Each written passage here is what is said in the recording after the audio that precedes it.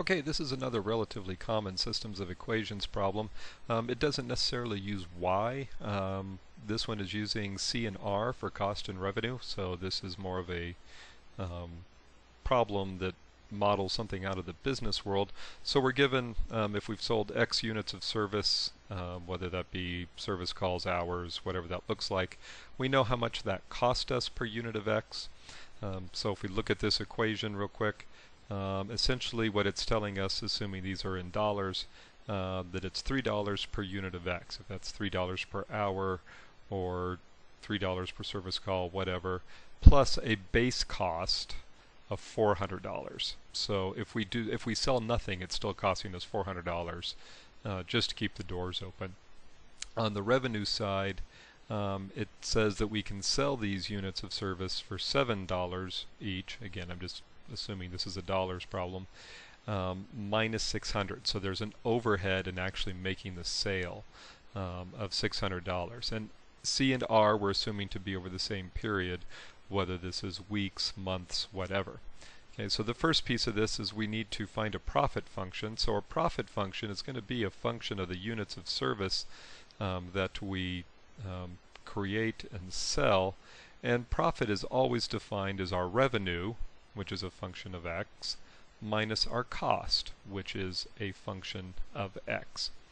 Okay, well in this case, R of X is 7X minus 600 minus my cost, which is 3X plus 400. Notice I'm subtracting all of C. I'm making sure that both of these functions are standing alone just as we would want them to. So here's my cost function right here, and here is my revenue function right here. And then this subtraction symbol is the same one in both places. Okay. So if I do a little bit of cleanup, I'll do 7x minus 600 minus 3x minus 400, which gives me a profit function simplified of 4x minus 1,000. Okay. Now the next piece, we would like the number of units of X required to break even. Remember, break even happens when revenue is equal to cost, so that my profit is equal to 0. So stated another way, my revenue function is equal to my cost function, which of course implies that revenue minus cost is equal to 0. These are all saying exactly the same thing. Okay, these mean exactly the same bit here. So, knowing that, and knowing that I have this profit function right here, okay, we have a great profit function right here that we've already created. So all I'm going to do is I'm going to take that function and I'm going to set it to 0. Notice this kind of starts to look like substitution that we were doing in some previous examples.